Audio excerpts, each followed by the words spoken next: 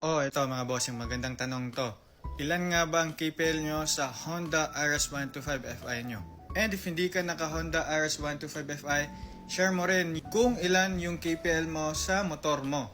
Shoutout nga pala sa comment mo bossing, napakaganda niyan. 100 pesos for this. Sobrang sulit na yan for day-to-day purposes or for your work talaga. For me, nagpo-full tank ako dito or around 120 to 130 pesos yung pinapagas ko. Almost full tank na yan. And nagagamit ko yung motor ko around 2 to 3 days a week. So let's say for 6 days, sa 2 weeks ko ng pagagas, before ako magpagas ulit, sobrang sulit na rin para sa akin yan.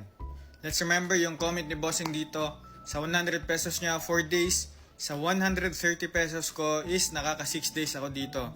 So I can really say sobrang sulit ng Honda RS125Fi talaga. Hindi lang sa pagpapagas kundi sa pagpapa-maintenance din sa motor na to. All in all, peace of mind talaga yung nadadala ng motor na to para sa akin. But ikaw ba? Kamusta ang KPL at maintenance ng motor mo? Lagay mo dyan sa comment section.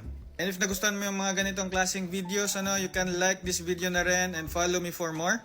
Comment down below na rin if meron ka mga suggestions or questions na pwede natin pag-usapan dyan together with the community. You can also support me by purchasing helpful products dyan sa mga affiliate videos ko. And always remember lang to ride safe and see you on my next video.